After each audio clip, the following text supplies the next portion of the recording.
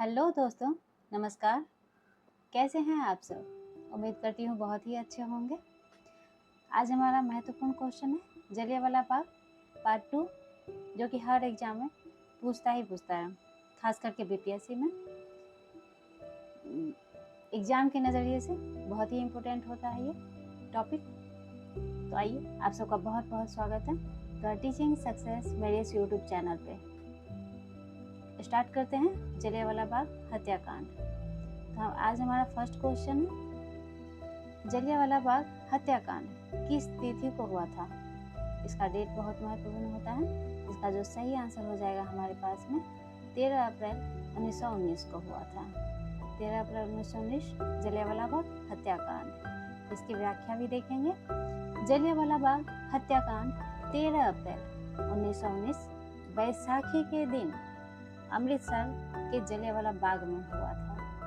बैसाखी के दिन हुआ था, जो कि जनसभा में रॉलेट एक्ट और अपने दो लोकप्रिय नेताओं डॉक्टर सत्यपाल और डॉक्टर सैफुद्दीन किचलू की गिरफ्तारी का विरोध करने के लिए शांतिपूर्ण ढंग से एकत्र हुए थे। बैसाखी के दिन 13 अप्रैल 1919। नेक्स्ट क्वेश्चन देखते हैं।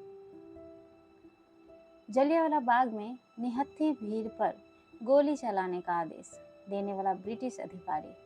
इसका सही आंसर हो जाएगा, ये ब्रिटिश अधिकारी जो थे जनरल डायर। जनरल डायर के आदेश से ही गोली चलाया गया था। इसकी व्याख्या देखेंगे।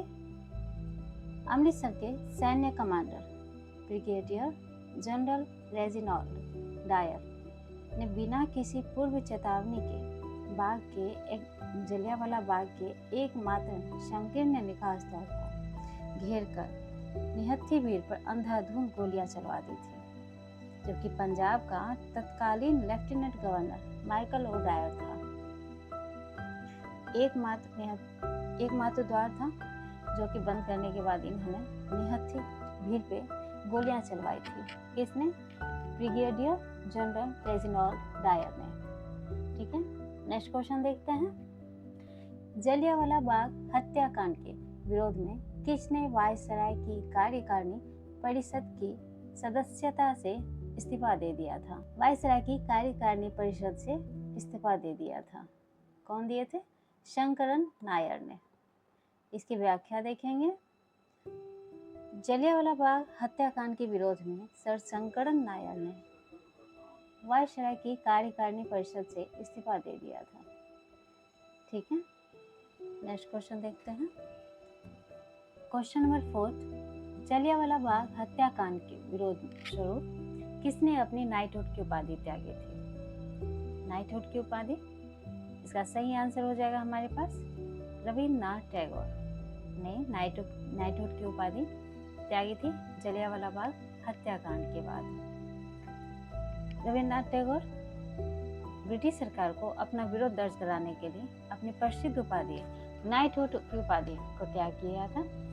उन्होंने कहा था कि असमय में सम्मान के पदक हमारे कलंक को और अधिक स्पष्ट कर देते हैं। ये किसने कहा था? रविन्द्रनाथ टैगोर ने कहा था। नेक्स्ट क्वेश्चन देखते हैं। जलियांवाला बाग हत्याकांड की जांच के लिए ब्रिटिश सरकार द्वारा किस आयोग या समिति का गठन किया गया था?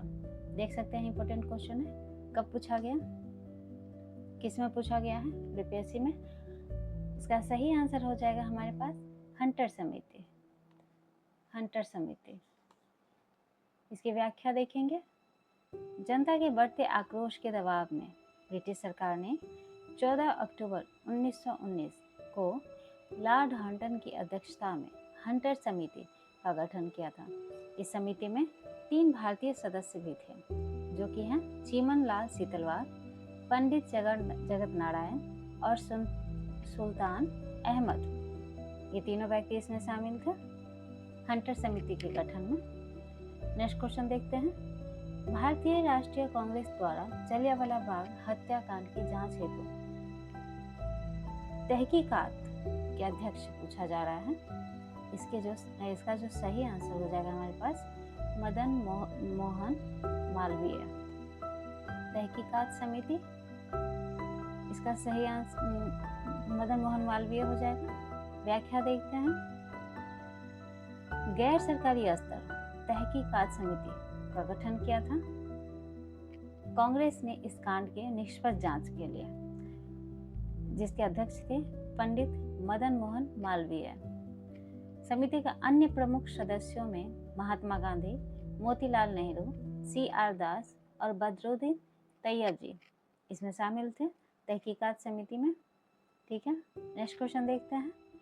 लंदन में पंजाब के पूर्व लेफ्टिनेंट गवर्नर माइकल ओडायर की गोली मारकर किसने हत्या की थी? हमारे पास इसका सही आंसर हो जाएगा फेमस क्वेश्चन सरदार उधम सिंह इसका आंसर होगा।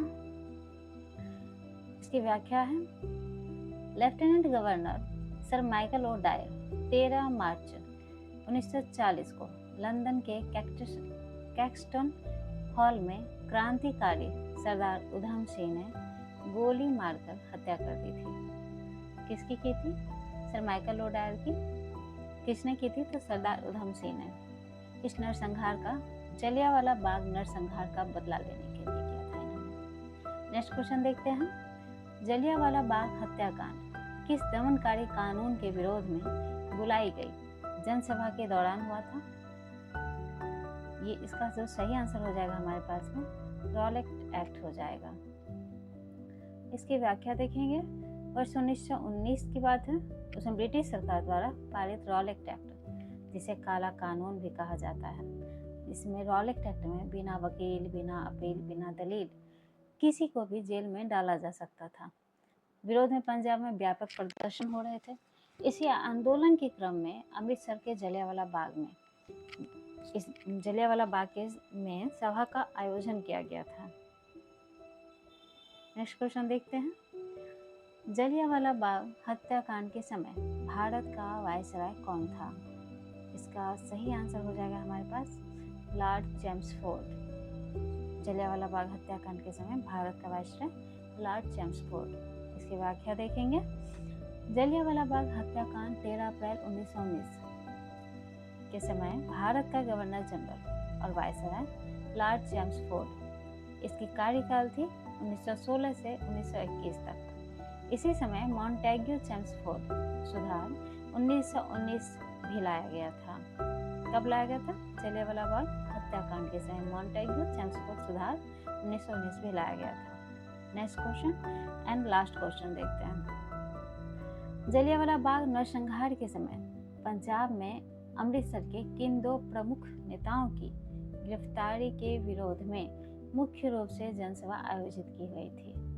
किन की गिरफ्तारी के बाद हुआ था यह सब? इसका सही आंसर हो जाएगा हमारे पास doctor Saifuddin Kitchlew and doctor Satyapal.